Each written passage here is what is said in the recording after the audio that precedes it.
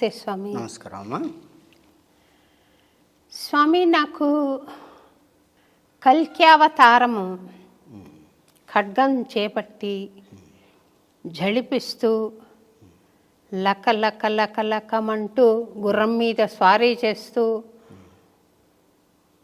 దుష్టులను శిక్షిస్తూ శిష్టులను కాపాడుతూ వస్తున్నట్టు నాకు ధ్వని వినపడుతుంది స్వామి.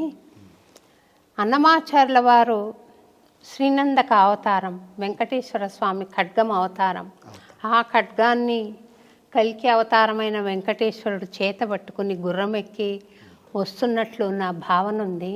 అది నిజమేనా స్వామి? అక్షరాల నిజమిది. ఇదే సమయం.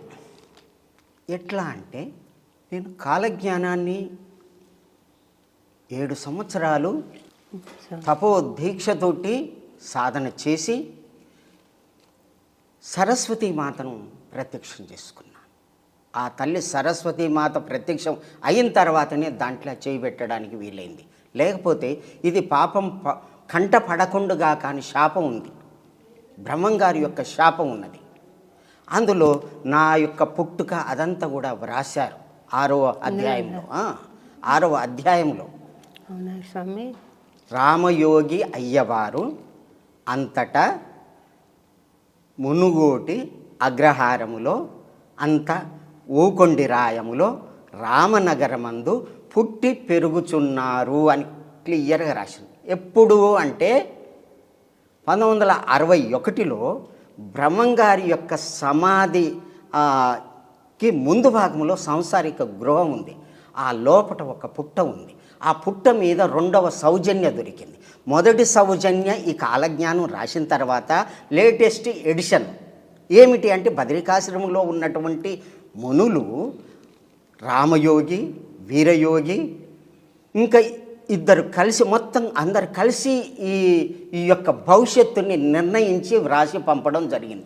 దీన్నే మహాకారణ నిర్ణయము అంటారు. మహాకారణ నిర్ణయం అంటే భగవంతుడు వేసుకున్నటువంటి ప్లాన్ ప్రకారంగా చేసేటటువంటి క్రియని మహాకారణ నిర్ణయం అంటారు. అది చేసింది అక్కడ బదరికాశ్రమంలో చేశాము అని క్లియర్గా వ్రాసింది. అయితే అక్కడ ఎప్పుడు ముందుగాతో ఒక పత్రిక వచ్చింది. మొదటి సౌజన్య పత్రిక, 2వ సౌజన్య పత్రిక వచ్చింది. ఆ 2వ సౌజన్య పత్రికనే 1961లో దొరకడం జరిగింది.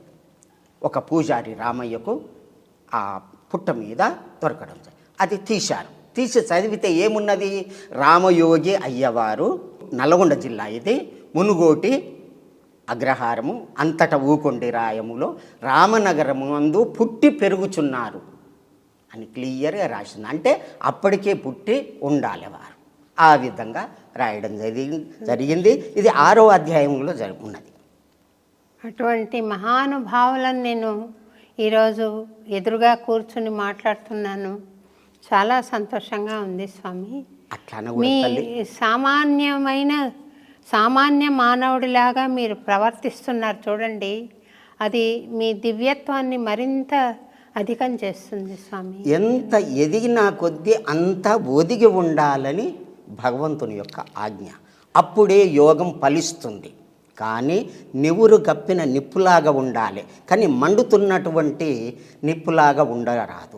భౌతికంగా చూసేటటువంటి మేడలు, మిద్దెలు అవన్నీ ఉన్నతమైనటువంటివి కావు. ఎంత లోతుగా ఆత్మ యొక్క శుద్ధి ఉన్నది, ఆత్మస్థితి ఉన్నదని గ్రహించడమే అది గొప్ప విషయం. కాబట్టి మీరు నాకు ఒక ఆధ్యాత్మిక యోగిలాగా నాకు కనిపిస్తున్నారు. మీరు ఒక మీరాబాయి యొక్క అంశలాగా నేను చూస్తున్నాను.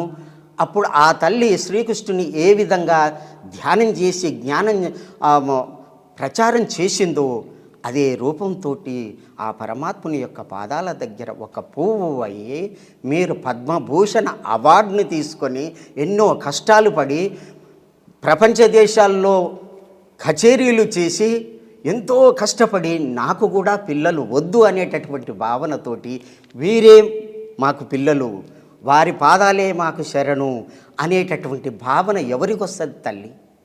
ఉన్నతమైనటువంటి యోగులకే వస్తుంది తప్ప ఎవ్వరికి రాదు. అటువంటి యోగ స్థితిలో ఉన్నటువంటి మీకు సాష్టాంగ నమస్కారం తల్లి. నమస్కారం స్వామి. చెప్పండి అమ్మా. ఈ కల్కి అవతారాన్ని ఎప్పుడు చూడగలుగుతాము? ఆయన పుట్టారా? చెప్తాను తల్లి. కలికి భగవానుడు రావటానికి భాగవతములో ఆయన గురించి వ్రాయడం జరిగింది. శంబల గ్రామంలో ప్రారుర్భవతి, ఆయన పుడతాడు. శంబల గ్రామంలో బ్రాహ్మణుని ఇంట్లో పుడతాడు అని రాసింది. శంబల గ్రామం ఎక్కడుంది?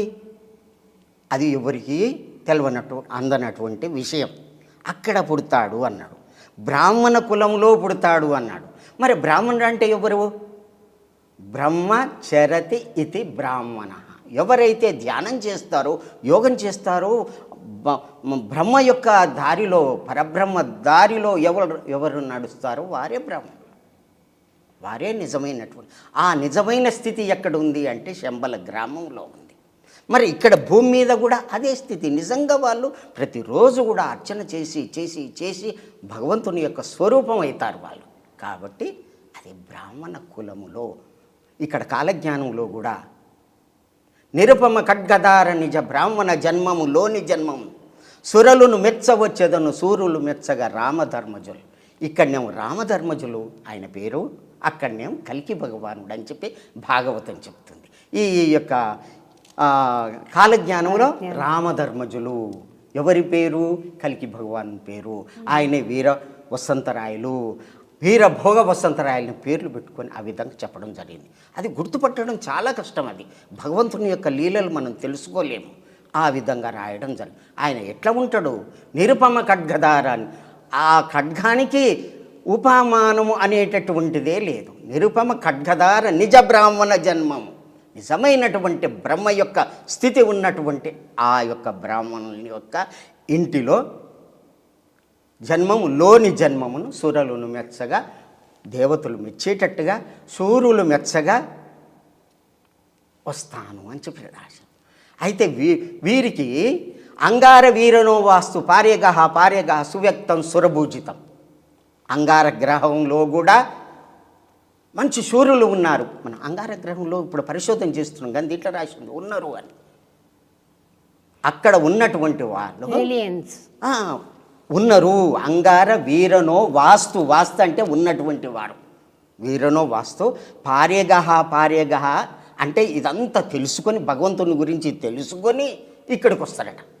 సువ్యక్తం సురపూజితం. వాళ్ళు ఎవరట?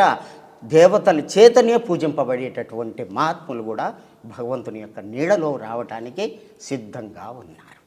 అట్లా రాయబడి కల్కి అవతారం పుట్టారా స్వామి? అయితే కలియుగము శ్రీకృష్ణుని యొక్క వైకుంఠం పోయేటటువంటి టైం నుంచి లెక్క పెడితే 1901 వరకు 5000 అవుతుంది. ఈ కాలజ్ఞానం ఏం చెప్తుంది అంటే పంచసహస్రానిపై తెలిసేనిమా అన్నాడు. 5000 తర్వాత కలియుగం 5000 తర్వాతనే ఇది వర్తిస్తుంది అని క్లియర్గా రాశాడు. 5000 కంటే ముందు భూదేవి, బ్రహ్మదేవుడు, దేవేంద్రుడు, మునులు అందరూ వైకుంఠానికి పోవడం జరిగింది అని 10వ అధ్యాయంలో మొదటి పేజీలో రాయడం జరిగింది. అక్కడికి పోయి ఏం చేశారు అంటే ప్రార్థన చేశారు. స్వామి, ఇప్పటికే చాలా పాపం పెరిగిపోయింది. అసలుకి ధర్మం అనేది 4 పాల ధర్మంలో 1 పాలు ఉండాలి. ఆ 1 పాలు కూడా లేదు, అప్పటికి లేదు. 2000 సంవత్సరాలు మ్లేచ్చుల పాలనే జరిగింది. 3000 వరకే.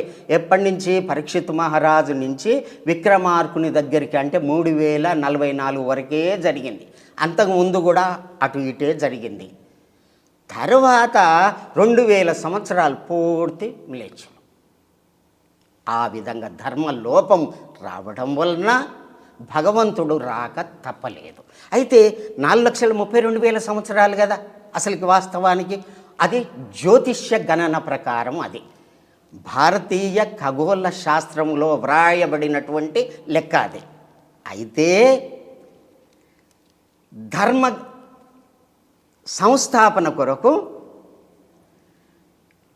ధర్మరక్షణ కొరకు ఎప్పుడైతే ధర్మం లోపిస్తుందో భగవంతుడు రావాలి. అభ్యుత్థానం అధర్మస్య తదాత్మానం సృజామ్యం, నేను తప్పనిసరి వస్తాను అధర్మాన్ని నాశనం చేయటానికి. అధర్మం ఏమీ లేవు, 4 పాదాల్లో ఏది లేదు, ఒకటి లేదు. సత్యము లేదు, దయ లేదు, తపస్సు లేదు, దానం లేదు. ఇవే ముఖ్యమైనటువంటి ధర్మాలు, ముఖ్యమైనటువంటి సత్యయుగం యొక్క ధర్మాలు ఇవి. ఇవే కాకుండా ఎన్నో ఉన్నాయి. అవి సూక్ష్మ ధర్మాలని, ఆశ్రమ ధర్మాలని, వర్ణాశ్రమ ధర్మాలని చాలా చెప్పుకోవచ్చు. కానీ ముఖ్యమైనటువంటివి 4. ఈ 4 ఉన్నప్పుడే ధర్మం ఉన్నది అని అర్థం. ఎప్పుడైతే పోతుందో లోపించింది అని అర్థం. ఆ 4 ఎప్పుడు ఉంటాయి? సత్యయుగంలో ఉంటుంది, కృతాయుగంలో ఉంటుంది. ఆ కృతాయుగం ఎప్పుడు వస్తుంది అంటే గురువు, చంద్రుడు, సూర్యుడు, గురువు ఏకరాశిలో పుష్యమీ నక్షత్రంలో ప్రథమ పాదములో కర్కాటక రాశిలో చేరినప్పుడే కృతయుగ లక్షణం మారుతుంది. ఎప్పుడు కలియుగం పోయి కృతయుగం మారుతుంది అన్నాడు. అయితే ఎప్పుడు మారింది అది? 1/8/1943లో మారింది. భాగవత గ్రంథ ఆధారంగా వేదవ్యాసుని యొక్క వ్రాత ప్రకారంగా వచ్చింది. అయితే ఇప్పటికి మరి కలియుగంలో అంతంలో పుడతా అన్నాడు కదా, కలియుగము అంతంలో పుడతా అన్నాడు ఎవరు? కలికి భగవానుడు. అంటే 43 కంటే ముందు పుట్టాలి కదా. కాబట్టి కలికి అంటే స్త్రీ రూపం. ఎటువంటి స్త్రీ రూపం అంటే ఆ తల్లి ఆదిపరాశక్తి అంత శక్తి కలిగినటువంటి పరమాత్ముడే రావాలి. ఆ యొక్క మహావిష్ణువే ఆ విధంగా రావడం జరిగిందన్నమాట. వారు బ్రహ్మ విష్ణు మహేశ్వరుల యొక్క అవతారము, వారే దత్తాత్రేయులు అని చెప్పి నాతోటి స్వయంగా చెప్పడం జరిగింది మాణికేశ్వరి మాత. వారే మాణికేశ్వరి మాత. అయితే ఈ విధంగా రావడం జరిగింది. ఎప్పుడు 43కు ఇది అంతమవుతుందని దీంట్లో భాగవతంలో చెప్పడం జరిగిందా? దానికంటే ముందే రావాలి కదా. కాబట్టి వారు ఎప్పుడు వచ్చారు? 5/5/1930లో సూర్యలోకం నుంచి సూర్యలోకంలో సభ చేసి, నిజానికి వాస్తవానికి సూర్యలోకంలో ఏం లేదు, మండుతున్న గోళము అనుకుంటాం. కాదు, అక్కడ కూడా దేవతా నివాసం ఉన్నది. అక్కడికి వచ్చి ఎవరి ఆజ్ఞ ప్రకారము? శ్రీనివాసుని యొక్క ఆజ్ఞ ప్రకారము వైకుంఠంలోనికి వీళ్ళందరూ పోయిరు కదా, పోయి అడిగిరు కదా. కాబట్టి ముందుగా నా యొక్క అంశాలతోటి పంపిస్తున్నాను అన్నారు. వారు రావడం జరిగింది. ఎట్లా రావడం జరిగింది? సూర్యలోకం నుంచి అప్సరసలు ఆడగా, గంధర్వులు పాడగా, కిన్నెరులు అందరూ కూడా సేవిస్తూ రాగా కాలనేమిని అనేటటువంటి ఒక దివ్య విమానంలో సూర్యలోకం నుంచి వచ్చేను. ఎప్పుడు? 5/5/1930లో. ఎక్కడికి వచ్చింది? అహోబిలానికి రావడం జరిగింది. అక్కడి నుంచి తర్వాత భూమి మీద ఏ విధంగా చెయ్యాలి, ప్రక్షాళన ఏ విధంగా చేయాలని ప్లాన్ వేసుకొని ఆ తల్లి గర్భంలో శ్రీముఖ నామ సంవత్సరంలో ప్రవేశించడం అయ్యింది. అంటే 33 శ్రీముఖ, 34 భవనామ సంవత్సరం. వారు పుట్టింది 26/7/1934లో పుట్టడం జరిగింది. ఇదంతా క్లియర్గా ఉండడం జరిగిందనమాట. వారు వచ్చింది ఏమిటికి? అన్నం లేదు, నీరు లేదు, నిద్ర లేదు, తపస్సు చేయాలి, దారపోయాలి. ఎక్కడ? మాత. వారే వీరధర్మజులు. సూర్యలోకంలో వారు వీరధర్మజులు. ఈ భూలోకంలో వారి యొక్క పేరు మాణికేశ్వరి మాత తల్లిదండ్రులు పెట్టారు. మరి పురుషుని యొక్క పేరున్నది కదా, ఇక్కడ స్త్రీ పేరుంది కదా, రూపం మాత్రం స్త్రీ అవతారంగా ఉంది కదా. అంటే ఆత్మ స్త్రీ కాదు, పురుషుడు కాదు, శక్తి స్వరూపం, పరమాత్మ రూపము. తల్లి గర్భానికి ప్రవేశించిన తర్వాతనే స్త్రీ పురుష భేదాలు అనేవి వస్తాయి. కాబట్టి ఆ విధంగా రావడం జరిగింది.